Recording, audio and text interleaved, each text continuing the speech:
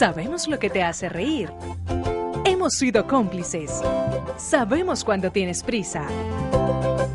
Y hemos visto todas tus travesuras. Conocemos tus secretos porque siempre hemos sido parte de ellos. Calzado Rómulo, más de 3 décadas ofreciendo el verdadero bienestar para sus pies.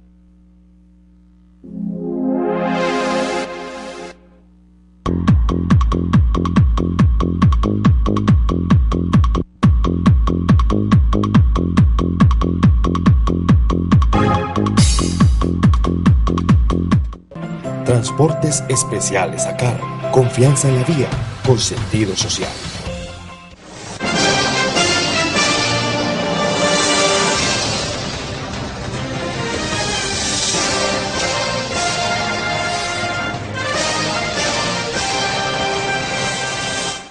Amables televidentes, se los saluda José Alberto Tejada Echeverri, presentándoles el programa institucional del Canal 2 informativo Nuestra Gente. Hoy estoy acompañado en el estudio por los señores Nelson Sánchez Garzón, a quien ustedes ya conocen, estuvo la semana pasada en nuestro programa y hoy nos va a acompañar en este rato. Buenos días, Nelson. Muy buenos días para todos, a la amable audiencia y con los buenos días en este 25 de noviembre. Está también con nosotros el doctor Norberto Tascón, a quien también conoce nuestra amable audiencia. Muy buenos días, José Alberto, igualmente para Nelson, para toda nuestra amable audiencia que siempre a esta hora espera el informativo. Bueno, comencemos haciendo un comentario sobre la memoria de don Jaime Cardona, empresario paisa que llegó con su familia, con su padre, a Cali hace ya muchos años y con sus hermanos fundaron lo que hoy es la cadena de almacenes La 14. El señor Jaime Cardona era el presidente de la compañía y ha fallecido. Nosotros creemos que en su periplo vital como empresario hizo una tarea importante para el Valle del Cauca y honramos su memoria. El tema con el que quiero arrancar hoy y proponérselo a mis dos panelistas es la liquidación de Salubcop. Salubcop ha sido una oda a la impunidad, una oda al desgreño, una oda a la discriminación más odiosa en favor de los poderosos vestidos de dirigentes empresariales. Me explico. Salubcop nació como una cooperativa y tan pronto se descubrió la trapisonda de negocios y de robos y de sinvergüenzadas que había a su interior, Confecop, la Confederación Nacional de Cooperativas, no tuvo el más mínimo recato, el más mínimo escrúpulo en sacar a página entera en periódicos de circulación nacional una manifestación de apoyo irrestricto a Salubcop, porque consideraba que se estaba atacando al cooperativismo colombiano, cuando todos los hechos evidencian que usando la figura del cooperativismo, un grupo de inescrupulosos comandados por el señor Palatino se llenaron sus bolsillos, los de ellos, sus familias, sus parentela, haciendo negocios vulgares en nombre de la salud de los colombianos. Y lo más grave es que el que hoy es fiscal de Colombia y que termina su periodo el próximo 28 de marzo, a Dios gracias, fue el abogado de Salubcop durante mucho tiempo y llegó a la fiscalía e inexplicablemente en la fiscalía en 4 años no ha podido surtir efecto ninguna investigación que afecte a Salubcop y a las personas que manejaban a Salubcop. Insisto, entre ellos al señor Palatino. Ahora Salubcop es liquidada y los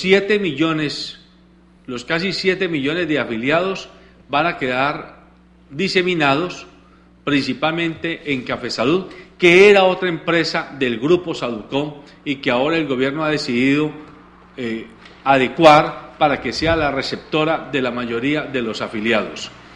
No hay derecho a que el gobierno se haga el de la oreja gorda, a que el ministro de Salud no exija, a que la Superintendencia de Salud no exija y a que el propio presidente de la República no exija que rindan cuentas este tipo de sinvergüenzas mal llamados empresarios.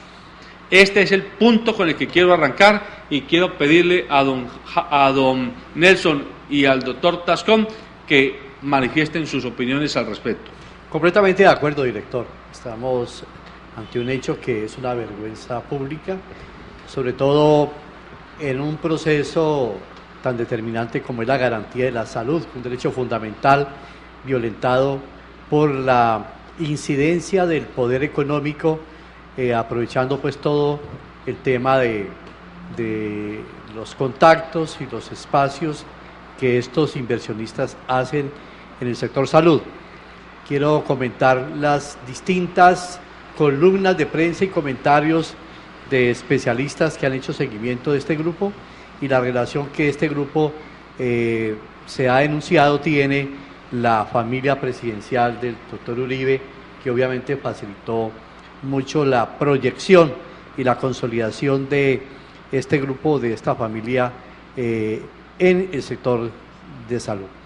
El otro tema que me parece importante hacer relevancia es el proceso de intervención del Estado en estas crisis. Salucod, podemos decir, es un laboratorio de cómo los inversionistas se toman derechos económicos, derechos sociales para fortalecer empresas financieras y de inversiones que nada tienen que ver con mejorar la calidad y la condición de salud de los ciudadanos afiliados y también pues beneficiarios en el universo de los usuarios del sistema de salud. Doctor.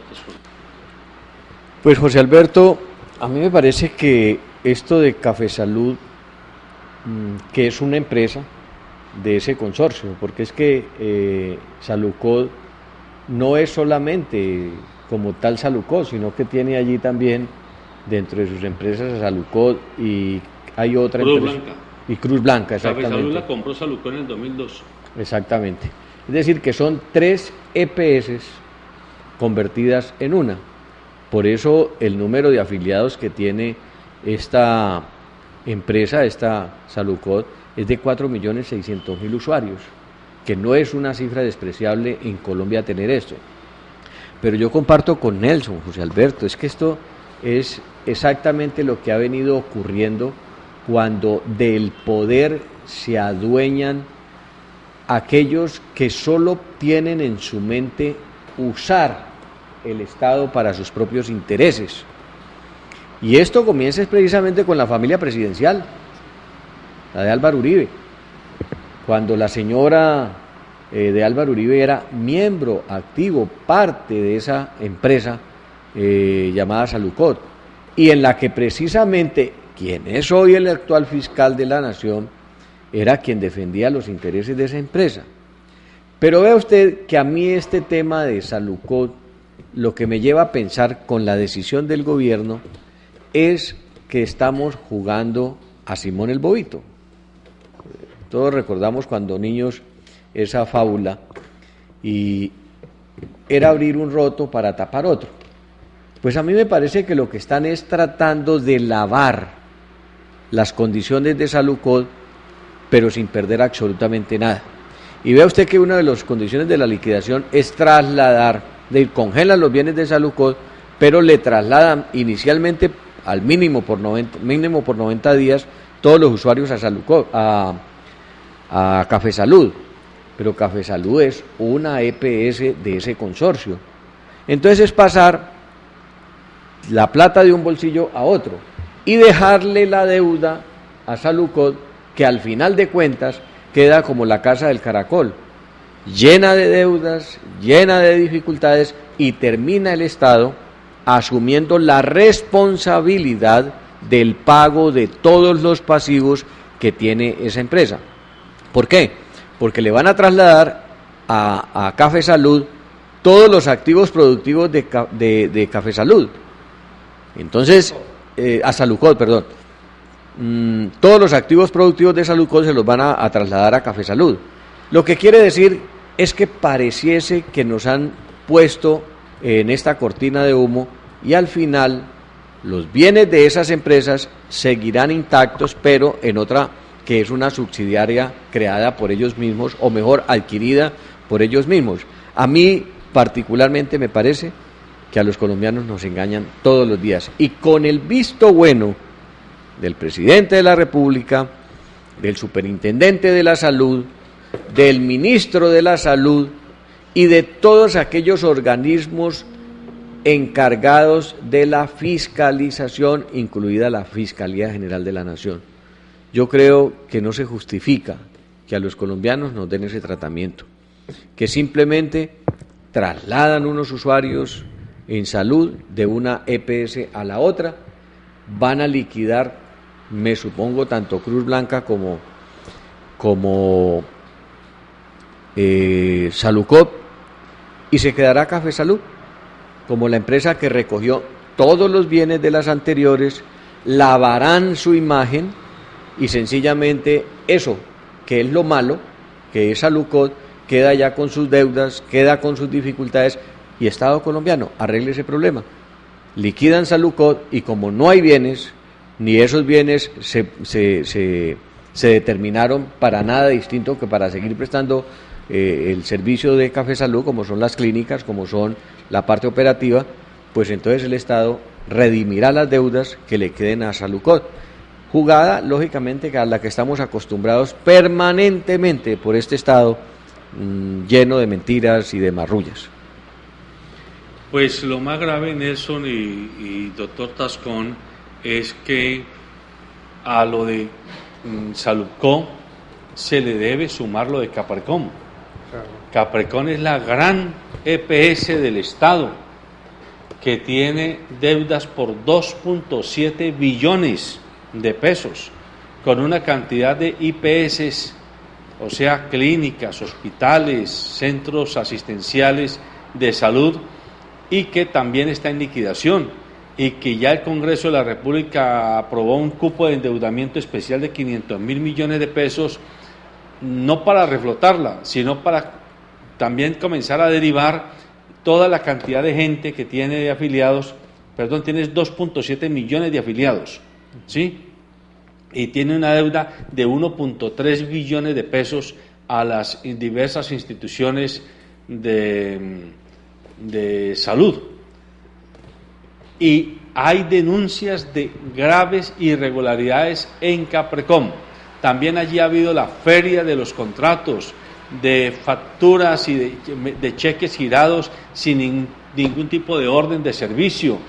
Pero, de nuevo, aquí vemos, por un lado, la mano de quienes se apoderan de una figura jurídica como el cooperativismo para hacer de las suyas, y por el otro, quienes se apoderan de una figura, de una entidad pública, para, a través de la politiquería, que no es sino una manera de robar, apropiarse de recursos del Estado y hacer de las suyas. Sí, me parece muy interesante su apreciación, director, sobre todo para que la comunidad que tiene la oportunidad de escucharnos en este momento ubique el efecto colateral. Aquí hay un efecto colateral perverso, porque finalmente el proceso de liquidación lo que es un aseguramiento a los acreedores que están comprometidos en esa condición financiera de Saludcol o de cualquier entidad privada o pública o mixta. El tema es que la red pública de hospitales que le presta los servicios a esa EPS, ¿cierto?, tiene un efecto colateral inmediato. O sea, aquí el golpe es primero asegurar los intereses económicos del conglomerado, que ya el doctor Tascón y usted, director, ha hablado. Pero el tema es quién le va a pagar a toda la red pública de hospitales públicos o de IPS de segundo o tercer nivel afectadas por esas decisiones con ese volumen financiero que usted señala en las deudas. Y eso me hace recordar el debate que teníamos el día lunes en la bancada de congresistas vallecaucanos sobre el tema del HIV. Entonces, hay una iniciativa planteada por la nueva gobernadora electa en el sentido de que el hospital sea entregado a los acreedores, a través de la figura de Ley de Intervención Económica 550. Entonces, en ese evento que le mandé la invitación al doctor, al director, José Alberto, porque es importante que este medio también tenga conocimiento de los debates que se hacen desde el punto de vista de la gestión pública. El tema del hospital universitario es un tema fundamental de la vida, de las opciones de vida que podemos tener los vallecaucanos y los suroccidentes en los temas graves. Yo me declaro usuario del hospital universitario, ahí nacieron mis dos hijos mayores, y agradezco infinitamente los servicios recibidos por el equipo médico y la infraestructura, y las enfermeras con su cariño y amor recibieron mis dos hijos, Nelson Ibar y Aldemar Ricardo. Entonces este es un bien público, la salud es un bien público, la infraestructura es un bien público, y no puede ser que ese bien público se convierta en la oportunidad de negocios de dirigentes que no tienen el sentido social de este servicio habilitado con los recursos públicos, porque es que la salud estuvo instrumentada con los recursos públicos que aportamos los ciudadanos con nuestros impuestos. Entonces aquí hay un tema también para que los vallecaucanos abramos los ojos. Está planteado que se ha entregado el hospital universitario a los acreedores que cuestionadamente han llevado a la crisis al hospital universitario a partir de facturaciones indebidas, de contratos indebidos y operaciones financieras altamente cuestionadas por los trabajadores, la comunidad científica y la comunidad universitaria del Valle del Cauca. Y además, Nelson, con el agravante de que al interior del sistema de salud también existe la puerta giratoria. Uno encuentra que funcionarios, por ejemplo, en Caprecón o funcionarios del Hospital Universitario del Valle, para poner el caso más cercano, vienen de las EPS o de las IPS, con las mismas que han contratado el Hospital Universitario o que ha contratado Caprecón. Usted comienza a esculcar quiénes son las personas que están en la oficina de facturación, en la oficina de compras, en la oficina de inventarios, y esas personas vienen de IPS, vienen de EPS, que son contratantes y contratistas de la propia entidad en la que hoy trabajan como ejecutivos. O sea que esto es de nuevo insisto, una danza de la corrupción más oprobiosa y sobre todo más descarada, porque es que ya no hay ni siquiera el pudor de disimular que están haciendo cosas indebidas. Pero agréguele a todo esto que uno no se asombra de ver cosas. Salucó se convierte en un clúster donde exactamente pasa y es el reflejo de lo que pasa, por ejemplo, con el problema azucarero, lo que pasa con los grandes empresarios de este país, los Ardila Lule, los Santo Domingo, etcétera. Recuerde que anteriormente a los medios de comunicación, Santo Domingo tenía cualquier cantidad de empresas, Avianca, Bavaria, etcétera, y generaban pautas publicitarias a los medios de comunicación. Pues llegó el momento en que ni siquiera permitieron los dueños del capital que los dineros de la publicidad se fueran por otros lados a crecer empresas, sino que sencillamente era como una rueda en la que sabía uno dónde comenzaban, pero también sabía dónde terminaban, porque lamentablemente estas empresas no dejaban escapar nada. Mire usted, como cooperativa comenzaron a asociar las IPS más grandes, albergaron allí la mayor cantidad de usuarios que se haya tenido conocimiento en alguna EPS, y fuera de ello crean alrededor de Salucot una serie de empresas todas direccionadas al sistema de la salud. Entonces hay laboratorios, hay distribución de fármacos, de camillas, fabricantes de sábanas. Todo eso lo asocian y conforman un verdadero clúster de la salud en la que ellos manejan absolutamente todo. Y el Estado proporciona diferentes veleidades para que ellos puedan seguir en esto. Hoy cambia el gobierno, no tienen el presidente que presiona para que sigan haciendo sus marrullas y sus cosas, y entonces nos encontramos con una empresa que automáticamente se quiebra, porque recuerden ustedes, termina el gobierno Uribe y automáticamente Salucol se quiebra, y comienza este periplo de la liquidación, y llega lamentablemente a la Fiscalía General de la Nación el señor Montealegre, que todos sabemos era el asesor jurídico de este clúster, de esta gran empresa, y se queda durante 4 años, y en 4 años nosotros no hemos conocido responsables de esta situación. Hoy, cuando ya se está haciendo o se está tomando la decisión definitiva, ha pasado tanto tiempo que pareciese como los procesos sancionatorios fiscales, que cuando hay que tomar la decisión, ya el tipo se ha ficticiado, comúnmente llamado, y entonces no hay bienes a qué caerle. Y termina el Fondo de Garantías de la Salud, el FOSIGA, solucionándole el problema a estas empresas. Mientras que el hospital departamental, que lo tenemos aquí a unos metros, sencillamente se sigue muriendo porque el Estado no es capaz, el ministro de la Salud no es capaz de meterle a una entidad, a una IPS pública que se quiebra porque las entidades que ese mismo Estado patrocina son las que la tienen quebrada. No le pagan. Y además de eso, por la atención que hace del régimen subsidiado. Les pregunto a ustedes dos, ¿qué puede hacer la gente? ¿Qué podemos hacer como ciudadanos de a pie? Porque es que uno escucha estos escándalos, estos salen los grandes titulares de la prensa, en la televisión, en la radio, pero no pasa de ahí. Y la gente sigue en la danza de los millones y la impunidad más aberrante. ¿Qué podemos hacer para presionar al gobierno y para nosotros presionar a todo este poco de bandidos que se han robado la salud? Bueno, esa es una angustia pues que permanentemente nos plantea el director cada que tocamos un tema palpitante como son los temas de este programa.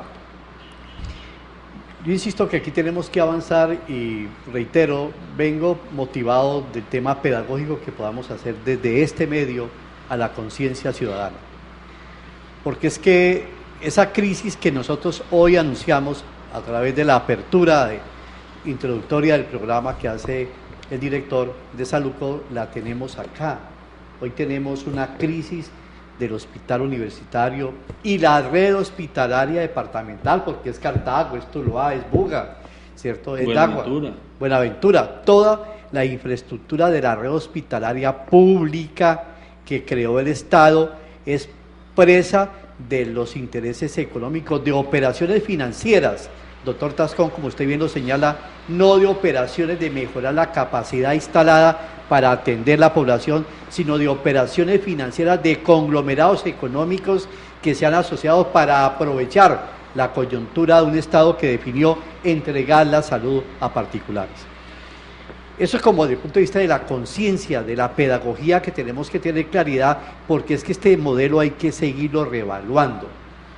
Y lo tenemos que reevaluar en la medida que tengamos conciencia de que el tema de derechos fundamentales no pueden estar al arbitrio de intereses económicos financieros, como el caso de la salud y como el caso de los servicios públicos y como el caso de la energía eléctrica, que es un bien público donde todos estamos directamente relacionados, pero aparece manejado por conglomerados económicos como el de la salud.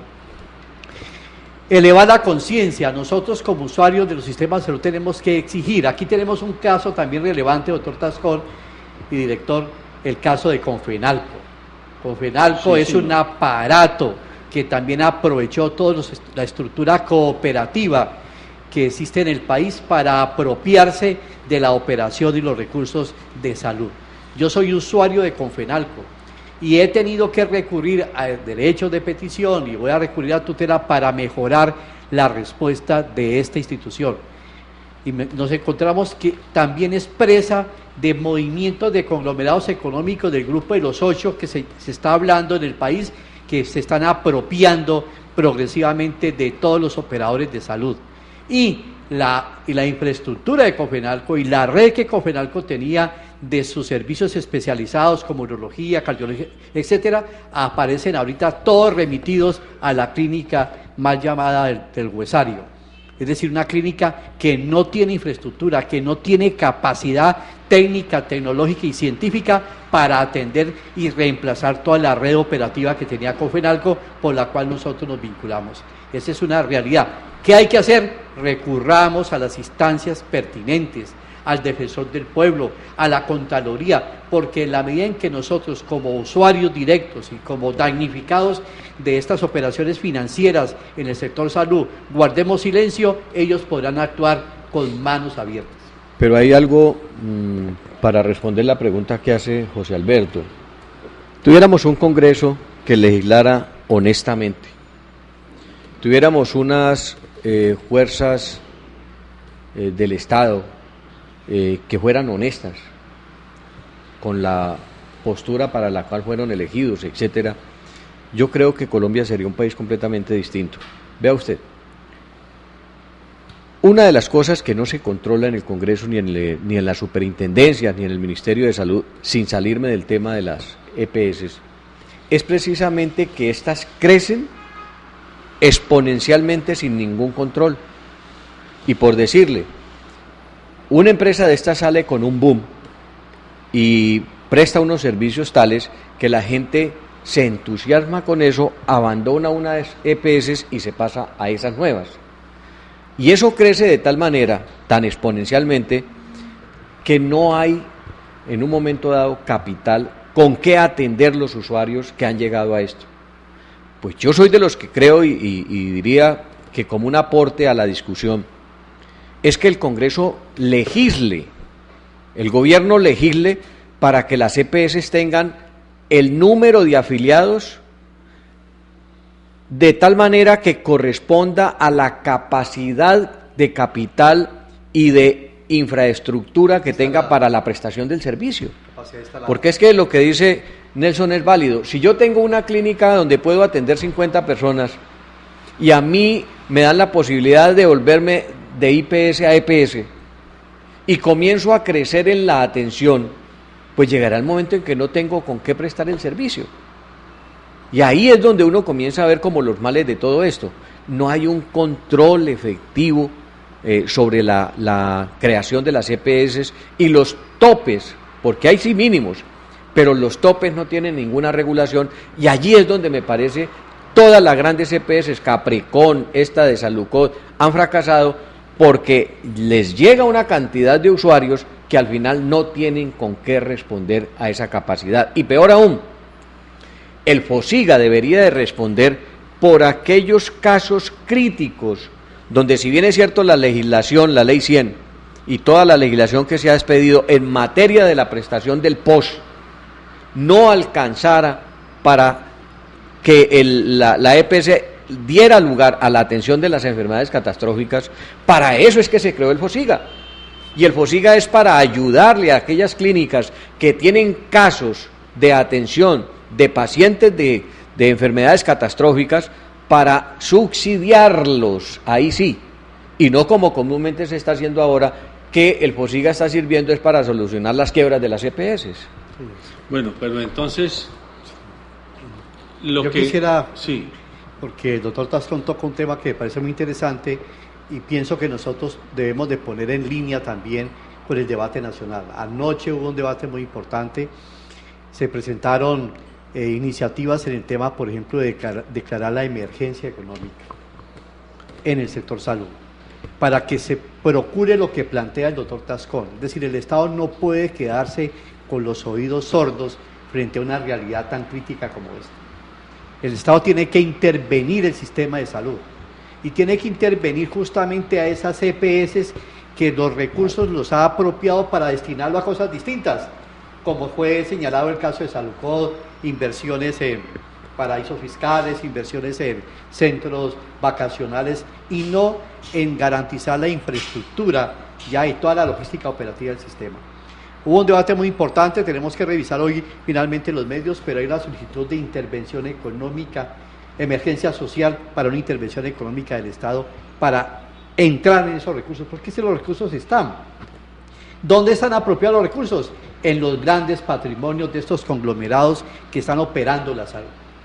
¿Y a quién no le paga? Pues a la red que opera, la red hospitalaria, las IPS, toda la red tercerizada, que esto también es importante declararlo. No, me parece muy interesante el aporte del doctor Tascón.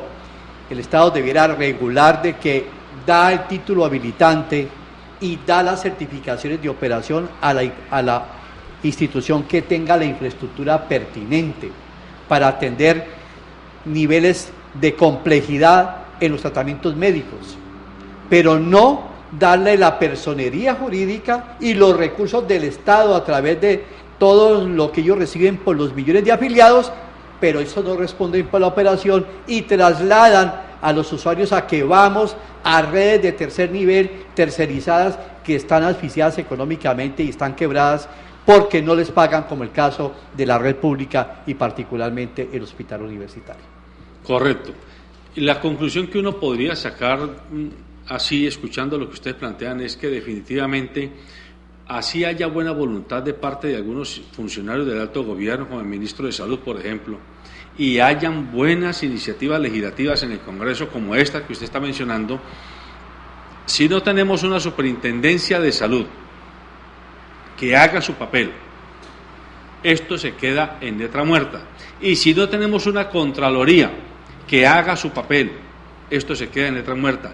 Y si no tenemos una Fiscalía que haga su papel, esto se queda en letra muerta. Luego, entonces, nosotros como ciudadanos tenemos que comenzar a presionar a la Fiscalía, a la Contraloría, a la Defensoría del Pueblo, a la Superintendencia Nacional de Salud, para que es imposible que todos vemos el desastre de salud y la superintendencia pareciera que vive no en Cundinamarca, sino en Dinamarca, en tratándose del tema de salud. Pero hay un tema que aquí lo hemos tratado. Este medio hizo una serie de programas en relación con la reforma del Estado y la estructura del Estado y la justicia.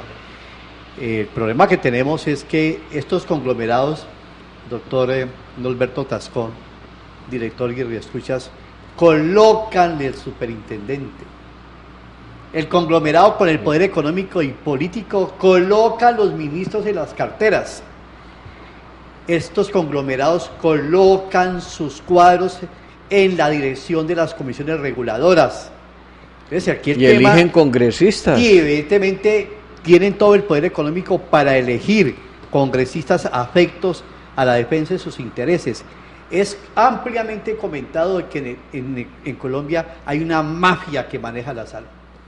Y ampliamente ha sido denunciado congresistas vallecaucanos al frente de esos negocios para articular la entrega de los bienes públicos a estos conglomerados económicos de la costa atlántica. Aquí en el Valle del Cauca se habla de la incidencia de Roy Barreras, de la incidencia de la doctora Dilian electa en esos intereses económicos de facilitar toda esta infraestructura operativa de la salud para intereses particulares. Y ayer lo verifiqué personalmente en la discusión de la bancada, cuando la gobernadora electa declaraba de que había que entregar el hospital a los acreedores a través de la fórmula de la Ley de Intervención Económica. Y ojo, yo tuve aquí una semana antes de elecciones al nuevo alcalde de Palmira. ¿Me recuerdan el nombre? Ortega Zambonín. Exactamente, a Jairo Ortega Zambonín. Y Jairo Ortega Zambonín, que es de la línea de Dilian Francisca Toro, aquí dijo que la solución que le estaban encontrando, le habían encontrado al hospital de Palmira, era liquidarlo y convertirlo en una fundación. Y que como fundación quedaba por fuera del marco regulatorio de la contratación pública y de todo este tipo de situaciones, y eso lo iba a hacer más expedito en su funcionamiento. Como quien dice, privatizan el hospital con una fórmula aparentemente buena, que es una fundación, pero no nos dicen que la fundación va a quedar en manos de actores privados que tienen intereses privados. Y yo le pregunté, aquí al aire, y el programa está grabado, ¿usted me quiere decir que ese es el futuro que le espera al Hospital Universitario del Valle? Él no se atrevió a aceptarlo, pero tampoco se atrevió a negarlo rotundamente. Y yo sí me temo que con lo que usted acaba de decir, para allá vamos. El Hospital Universitario del Valle va a terminar privatizado y para que no quede como una empresa comercial, le van a crear el nombre de Fundación Hospital Universitario del Valle y eso queda en manos de 4 o 5 grandes poderosos de la salud. Claro, y estamos en línea de esos temas y me parece muy importante porque nos ponemos en la dinámica de los debates sociales de la región. Mire usted, ayer también se abrió en el debate los congresistas de la bancada vallecaucana de crear un nuevo hospital como iniciativa del nuevo rector de la Universidad del Valle electo, el doctor Edgar Varela. Situación que queremos profundizar porque pues es que el tema del Hospital Universitario del Valle es un tema de patrimonio, es un tema emblemático y es un tema de que el hospital no está en la condición de sí porque no haya cientificidad, ni haya rigor científico, rigor operacional, rigor de capacidad operativa, sino porque desmembraron la operación del hospital universitario en tercerizaciones y contratos particulares para facilitar y consolidar poderes de ese conglomerado y debilitar la operación autónoma del hospital universitario. Pero es que, Nelson, le echaban la culpa de toda esta debacle a la clase política, recuerdo yo, y entonces este gobernador le dio la oportunidad a los científicos, a los pensantes de las universidades, a las entidades educativas, y vea el peor fracaso que hemos tenido con el hospital. Y esto pues no quiere decir que uno sienta alegrías, no. Lo que sí siento tristeza es que la universidad esté haciendo esa propuesta, cuando ellos han sido los beneficiados directos del hospital departamental. Es la sala de experiencias que tiene la Universidad del Valle, especialmente en medicina.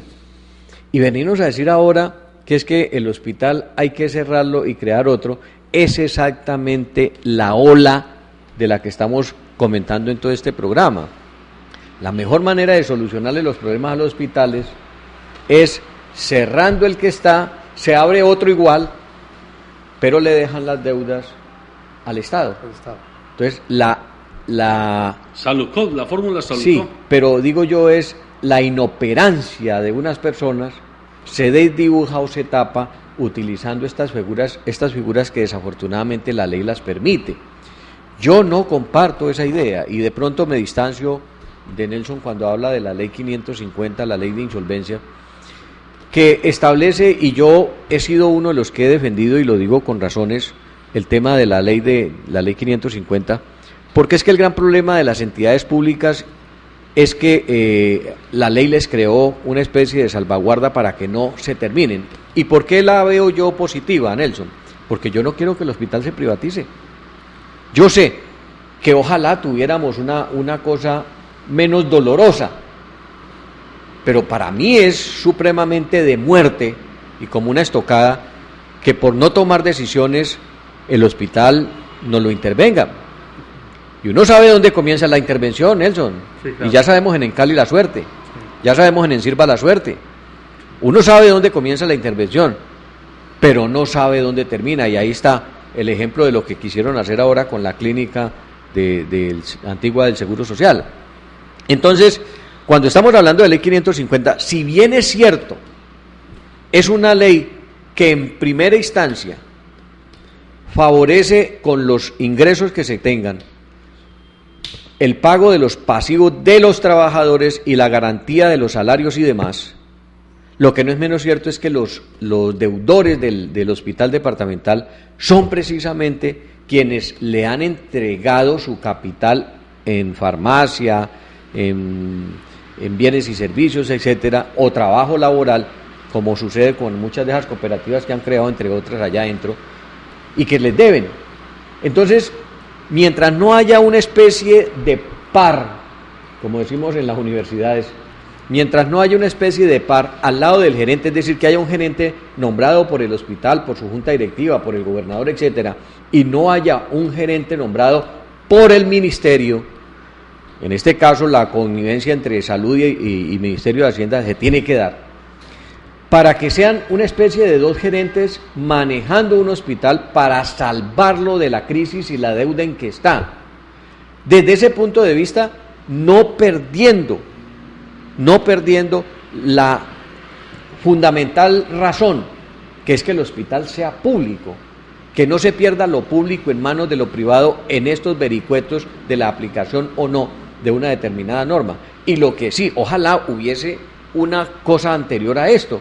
Por ejemplo, si el gobierno logra declarar la emergencia social y decir los hospitales de Colombia, porque no es el del Valle solamente, los hospitales de Colombia están en una crisis, pero paralelamente a esa crisis, Nelson, hay que establecer unos verdaderos controles, una superintendencia de salud efectiva, una superintendencia que no sea connivente con todo lo que pasa, unas contralorías que actúen, porque es que uno no puede seguir en esta cosa de creer que al hospital departamental hay que meterle plata y plata y plata como un balde roto, y las contralorías, por encima de ellas, hay una sobrefacturación, como nos dimos cuenta, por ejemplo, que un fármaco que se utiliza para enfermedades catastróficas que vale 120.000 o 200.000 o 240.000, lo facturan a 1,5 millones de pesos. Por Dios, eso no aguanta ninguna cantidad de dinero. Claro. Bueno, yo quisiera que me diera la oportunidad de hacer una réplica con todo respeto al doctor Tascón. Yo comparto con él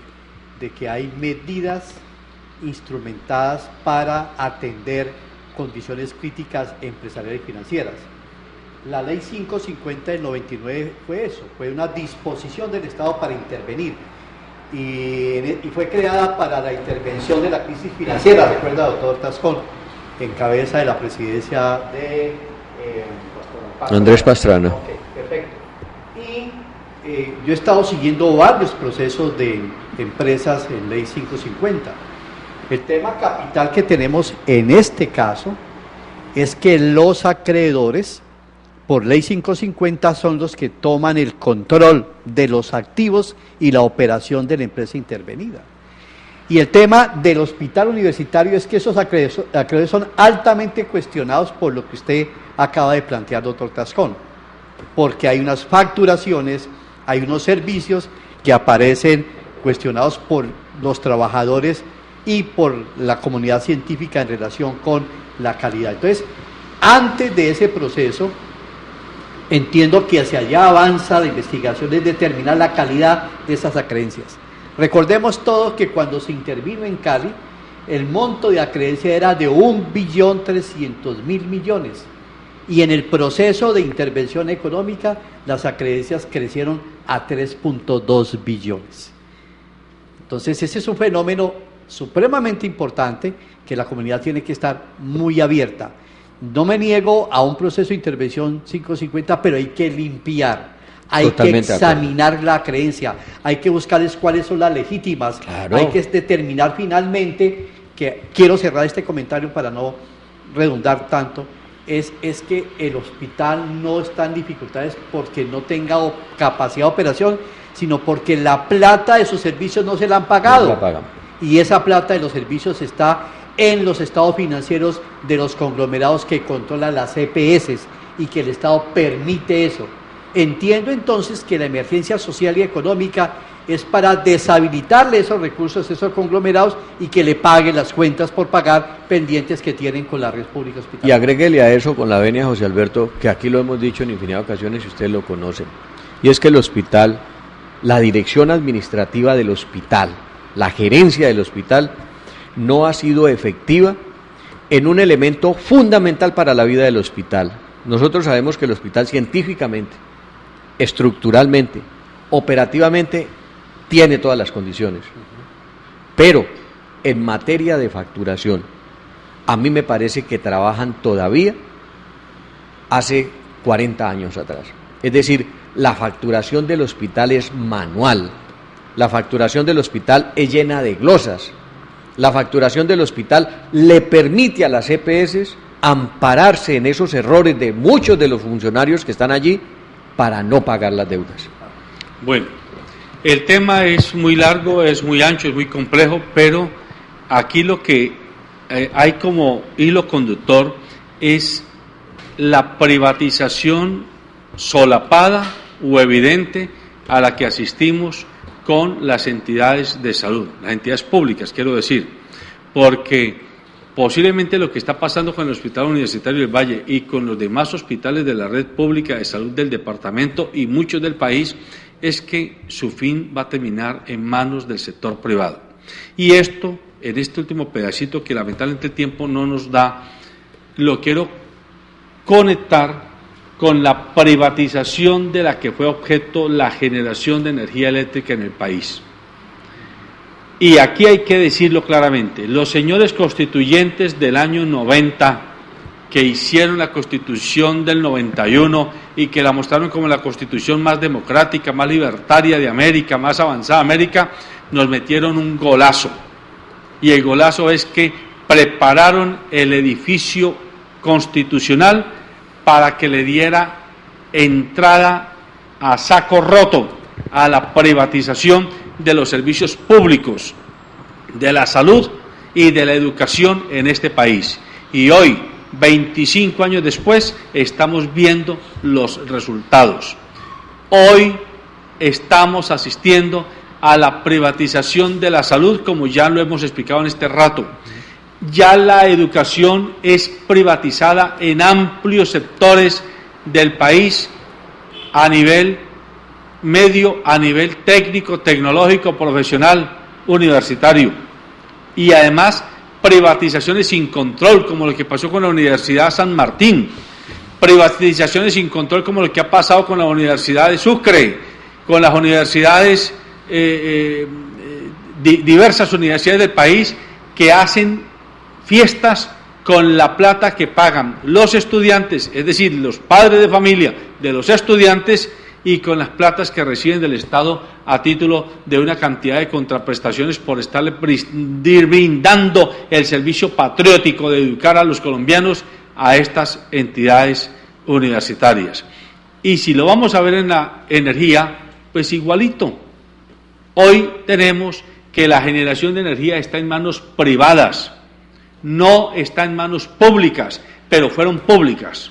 La energía era de generación pública. Y desde el 91, cuando la Constitución abrió las puertas, apareció la Ley 142 del 93 y 144, y ahí fue la fiesta. Llegaron los capitales, que no llegaron los capitales de don Armando, de don Alberto y de don Julián. Llegaron capitales de fondos de inversión internacional, que viven a la casa de activos buenos, gordos, ricos, carnudos, de los estados más débiles, para venir, disque a invertir, y lo que hacen es que invierten un peso y se llevan 10. Eso es lo que ha pasado. Explíquenos brevemente en qué punto estamos hoy, Nelson. No, perfectamente válida la reflexión del director, y pienso que desde el punto de vista pedagógico es importante que nos ubiquemos. Aquí estamos sometidos a un modelo económico, y ese modelo económico tiene un eje vertebral, es que el Estado fue reubicada su misión. Teníamos un Estado interventor, con iniciativa importante en todas las áreas económicas del país, de la actividad económica del país. Tenemos que hablar también de la red portuaria, tenemos que hablar de la red férrea y de movilización. La férrea. Tenemos que hablar de telecomunicaciones. El Estado, la red bancaria. El Estado, a través de los tributos ciudadanos, estructuró una plataforma de operación, obviamente con las dificultades administrativas y los temas inherentes o subyacentes de corrupción, pero un Estado operante. El agua era un bien público dispuesto por el Estado como el único prestador de esos servicios. Entonces la Constitución del 91, que se debate en un paradigma, doctor Norberto y director, que me llama mucho la atención. Se declara un Estado social de derecho.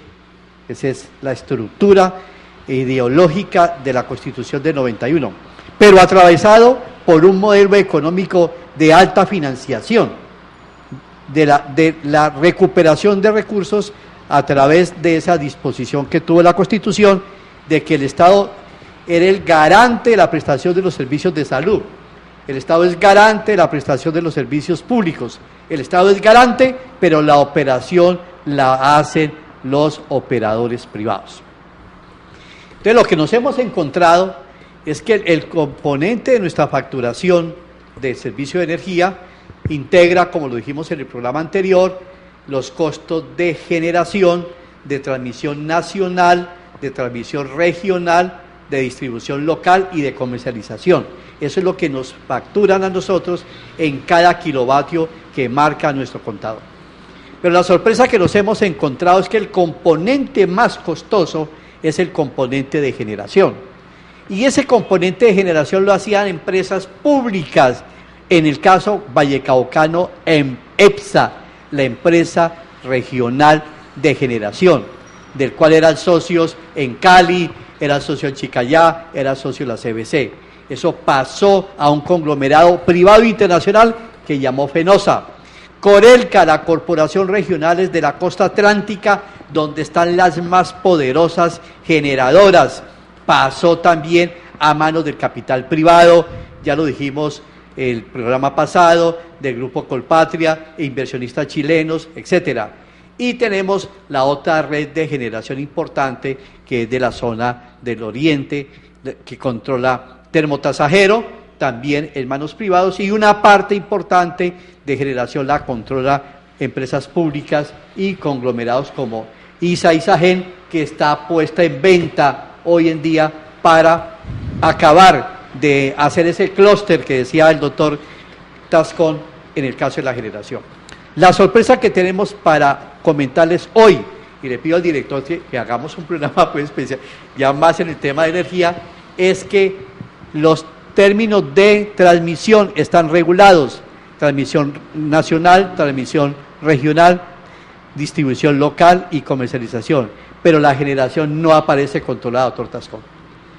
Es donde está la plata. Ahí donde está la plata, donde está el componente mayor. No tienen control los generadores, no tienen control del Estado, y ese es un debate importante que hoy ocupa el Congreso Nacional, porque también estamos tramitando una moción de censura al ministro de Minas y Energía, que es un ministro de los generadores. Ustedes vieron el debate donde ampliamente salió a defender de que no podían controlar los cargos de confiabilidad que hemos pagado por esa billonada, y hoy están en manos de los capitales privados, de sus estados financieros e inversiones en Islas Caimán y en otras inversiones del parque de generación, y no para solventar las condiciones críticas que se puedan presentar en el esquema de generación hidráulica que hoy está padeciendo el país. Perdóneme, y además, según información que tenemos, por ejemplo, una firma generadora como Celsia, ¿sí?, ha recibido algo así más de 2 billones de pesos por cargo de confiabilidad y solo ha invertido 500.000 millones, es decir, menos de una cuarta parte de lo que ha recibido en cargo de confiabilidad en activos que le permitan potenciar su capacidad generadora. ¿Qué se hizo el resto de plata? ¿A dónde fue a parar? En los estados financieros están relacionados con ingresos operacionales y están financiando inversiones en Colombia y en otros países, obviamente, pero no para para solventar, para proteger el recurso del usuario, que pagamos previamente esos cargos de confiabilidad como un seguro para que no se incrementen ni se eleve de manera escandalizada las tarifas de energía en los momentos de crisis de la generación hidráulica. Pero esa plata de los cargos de confiabilidad que pagamos todos los colombianos, 14 billones. ¿Dónde están? En los estados financieros de los operadores privados. La generación no la estamos viendo desarrollarse, y por el contrario se ha anquilosado, y detrás de ello pues el alto costo que significa las creencias, o mejor, los cordones de humo que nos están tirando. Entonces, hablar de que el fenómeno del Niño, hablar de que las operadoras tienen unos altos costos, etcétera, que los recursos de los cargos de confiabilidad no alcanzaron, cuando lo que nos han dicho es que esos recursos están en los paraísos fiscales generando intereses. Ahora ya nos hablaron de que hay que coger la plata de los fondos de la salud, invertirlos en carreteras, porque son muy productivos, etcétera. Y nos llevarán al final, Nelson, a decir, como gastamos toda la plata en lo que no era, sí, y la usamos para lo que no era, es exactamente como lo que pasa en las viviendas con el salario del propietario. Se gana 1.000 pesos de los cuales debe invertir en educación 300, en la salud tiene que calificar 200, 300 en la esta y guardarse 200 para el arriendo, y entonces llega y se los gasta en una beba a todos, y se acaban los servicios, se acaba el arriendo, se acaba todo lo demás. Eso nos está pasando. No, eso pasó, doctor Tascón. No va a pasar, pasó. La plata que nosotros pagamos por anticipado para que cuando entra la generación térmica a operar, o sea, ellos tienen que tener unos costos de gas, ¿cierto? Ajá. Y de líquidos, eso lo pagamos por anticipado, entonces se gastaron y el Estado, a través de la resolución que ha sido comentada, elevó la tarifa de energía por 3 años. ¿Qué tal? Ese es el escándalo que hoy nos tiene en relación con un ministerio y un Estado en cabeza del presidente Santos que legisla a favor de esos intereses. Y peor, Nelson, con una bancada de la costa que sí se une, colocando en jaque el proyecto de ley que está cursando en el Congreso de reforma constitucional por una sola vez para convocar al plebiscito en aprobación de la paz. Sí, pues ya dijeron que lo aprobaban si paraban el tema de las tarifas. Aquí estamos, de ese tema. Exactamente. Lamentablemente el tiempo se está acabando, amables televidentes, pero aquí estamos ante lo que Peter Drucker, un pensador americano-austriaco que ya murió a finales del siglo pasado, escribía en sus libros sobre el capitalismo, el nuevo capitalismo. Él decía, el capitalismo del siglo XXI será un capitalismo corporativo, un capitalismo sin rostro visible claro, refiriéndose a los fondos de pensiones, refiriéndose a los fondos de inversión internacionales, donde lo que hay es unos señores y señoras administradores, ejecutivos, una especie de banqueros de inversión que administran unas platas que no son de ellos, pero que las administran como si fueran de ellos, e invierten aquí, invierten allá, más allá y acullá, sacando pingües ganancias, pero sin asumir responsabilidad concreta, porque son inmanentes, no tienen domicilio conocido, están en el mundo, están en la vida virtual, con una tecla que despichen, sacan $1 billón de Colombia y se lo llevan para Ecuador, y con otra tecla que despichen sacan ese $1 billón de Ecuador y se lo mandan a México, y con otra tecla lo pasan a Sudáfrica, y así, donde van encontrando plata, van a la casa y no les importa la infraestructura de los países, no les importa el servicio y la calidad de vida de las gentes. Estamos ante el riesgo de estar asistiendo a la nueva configuración de un capitalismo corporativo, un capitalismo que no tiene caras visibles para uno decir es que el dueño de esta empresa es fulanito. No, es un fondo de inversión. ¿Y quiénes son los dueños del fondo? Ah, no, es otro fondo de inversión. Y así, como quien dice, nunca le encontraremos la cola al perro para poderla morder. Amables televidentes, despierten. Entiendan que si no nos pellizcamos, que si no pensamos, que si no nos documentamos sobre lo que pasa en la salud, en la educación, en la atención de servicios públicos, como la energía, como el agua, como la disposición de basuras, como el alcantarillado, mañana va a ser la cosa muy complicada porque no tendremos oportunidad de reaccionar. Pregúntense ustedes, ¿por qué compramos un vasito, un botellón de agua a 2.000 pesos o a 2.500 pesos? Agua embotellada de nuestros páramos, y esa agua la venden empresas comerciales.